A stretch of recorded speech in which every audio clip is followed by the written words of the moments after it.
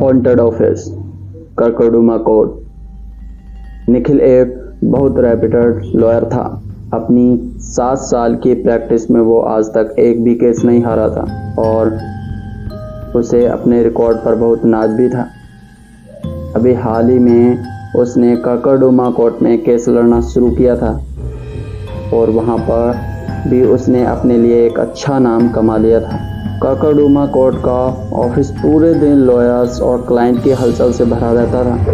वहाँ हर कोई बस अपने काम में मगन रहता था, पर एक दिन किसी केस में बहुत बिजी होने के वजह से निखिल अपने ऑफिस का काम करना भूल गया था। वो काम अगले दिन के केस के लिए बहुत इम्पोर्टेंट था, इसलिए निखिल ने डिसाइड किया कि वो रात में ऑफिस में रुककर बचा हुआ काम कंप्लीट कर लेगा। शाम को जब पीएन ऑफिस को लॉक करने आया तो उसने निखिल को कंप्यूटर स्क्रीन के सामने बैठा देखा। वो तेजी से निखिल के पास गया और उससे कहने लगा, अरे साहब, आप अभी तक घर क्यों नहीं गए? कल सुबह कर लीजिएगा काम। निखिल काम में बहुत बिजी था, इसलिए उसने पीएन की बात को इग्नोर कर दिया। लेकिन वो पीएन फिर से निखिल को जाने के लिए कहने लगा, पर इस बार उसने कुछ बहुत ही अजीब सा कहा, साहब, यह कोई मामूली जगह नहीं है, रात को यहाँ कोई भी नहीं रुकता। निखिल वैसे ही बहुत दुखी था। उसने गुस्से में पीएन को डांट लगा दी और उसे वहां से भगा दिया। पीएन डर के वहां से चला गया और निखिल अपने काम पर वापस लग गया। निखिल के काम करते करते उसके लेफ्ट साइड वाले कंप्यूटर की स्क्रीन अपने आप से ऑन हो गई। निखिल को थोड़ा अजीब लगा, पर उसने कंप्यूटर का प्लग नीचे से ऑफ कर दिया और फिर से काम पर लग गया। पर कुछ सेकंड बाद कुछ ऐसा हुआ जो शायद निखिल ने कभी सोचा भी नहीं होगा। उसके साथ वाली चेयर खुद से पीछे हुई और फिर वापस अंदर आई, मानो जैसे कोई चेयर को पीछे खींचकर उस पर बैठा हो। और उसके देखते ही देखते उसके बगल वाले कंप्यूटर की स्क्रीन फिर से ऑन हो गई। निखिल कुछ समझ पाता कि इतने में ही उस कंप्यूटर के कीबोर्ड के बटन खुद दबने लगे, मानो कोई उस कंप्यूटर को यूज कर रहा हो। निखिल तुरंत अपनी कुर्सी से उठ गया और उसने साथ वाली चेयर को धक्का मारा। कीबोर्ड आवाज आनी बंद हो गई। तभी ठीक निखिल के पीछे से कोई गुजरा। निखिल पीछे मुड़ा पर वहाँ कोई नहीं था। निखिल वापस घूमा तो उसके सामने रखी चेयर धीरे धीरे उसके करीब आने लगी, जैसे उस पर कोई बैठा उसे रोल करके निखिल के पास ला रहा हो। निखिल के पैर वहीं जम गए। वो चेयर रोल होती हुई निखिल के पास आकर रुक गई। निखिल के पसीने छूटने लगा। वो अब वहां से भागना चाहता था।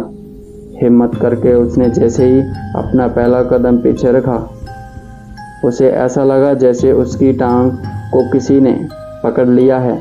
निखिल जोर से चीखा और जमीन पर गिर गया। अब पूरे ऑफिस की लाइट फ्लिकर करने लगी थी और सभी कंप्यूटर स्क्रीन खुद से ऑन ऑफ होने लगे। निखिल डरा हुआ था, जमीन से उठा और ऑफिस के बाहर भागने लगा कि तभी उसके सामने ऑफिस की चेयर, कीबोर्ड हवा में उड़ने लगे और इधर उधर गिरने लगे। ऐसा लग रहा था कि मानो उस ऑफिस के अंदर कोई तूफान आ गया हो। ये सब देखकर निखिल के डर के मारे आंसू छूट गए थे। उसे यह सब एक बुरे सपने की तरह लग रहा था। उसने डर के मारे अपनी आंखें बंद कर ली कि तभी उसके बंद आंखों में एक सफ़ेद रंग की एक तेज चमकती हुई रोशनी पड़ी। रोशनी इतनी तेज थी कि निखिल की बंद आंखों में भी वो चुभ रही थी। निखिल ने अपनी आंखें खोली तो उस चमकती रोशनी में उसे एक सफ़ेद रंग की औरत दिखाई दी। वो चलती हुई जहाँ जहाँ गुजर रही थी। ऑफिस का तूफान शांत होता जा रहा था। धीरे धीरे वो औरत निखिल के करीब आ रही थी और निखिल मानो उसके बस में हो गया। निखिल उसे अपनी तरफ आते हुए मुस्कुराते हुए देख रहा था। वो रोशनी से बनी औरत की परछाई निखिल के सामने आकर खड़ी हो गई। उसने निखिल के गाल पर हाथ रखा। उस औरत के छूते ही निखिल होश में आया और जोर जोर से चीखने लगा। उसे लगने लगा जैसे किसी ने गाल पर जलता हुआ अंगारा रख दिया हो। निखिल को होश आया तो उसे देखा कि उसके सामने खड़ी औरत असलियत में एक भयानक आत्मा थी, जिसके चेहरे पर बहुत सारी चोटें लगी थी और उसकी आंखें हरे रंग की थीं। निखिल को अब लगने लगा था कि उसकी मौत उसके बेहद करीब है, पर तभी उसके पीछे से किसी ने खींचा और ऑफिस से बाहर ले गया। निखिल को बचाने वाला कोई नहीं बल्कि वही पीएन था, जिसको निखिल ने वहां से भगा दिया था। निखिल की हालात और उसका जला हुआ चेहरा देखकर वो पीएन बहुत घबरा गया और उसने बताया कि निखिल की चिंता में वो आधे रास्ते से वापस ऑफिस आ गया था। ऑफिस के नीचे पहुंचते ही उसे निखिल के चीखने की आवाज़ आई और वो दौड़ के ऊपर आ गया। बूढ़े पीएन ने निखिल को बताया, ककड़ुमा कोर्ट का ऑफिस एक भूतिया जगह है। वहाँ एक नहीं बल्कि कई आत्माएं हैं जो रात में बाहर निकलती हैं। कहते हैं कि एक औरत को गवाही देने से रोकने के लिए कोर्ट के पास चाकू से मार दिया था। तब से उस औरत की आत्मा भी वहीं भटकती है। उस कोर्ट में सूरज ढलने के बाद कभी कोई भी नहीं रुकता, इसलिए वो निखिल को भी वहां रोकने से मना कर रहा था। यह सब सुनकर निखिल की रूह कांप गई। उस दिन के बाद से निखिल ने कुछ दिनों के लिए ऑफिस से छुट्टी ले ली। उसके चेहरे का घाव तो भर गया, पर उस रात जो घाव उसके दिल और दिमाग पर आए वो शायद कभी ठीक नहीं हो पाएंगे।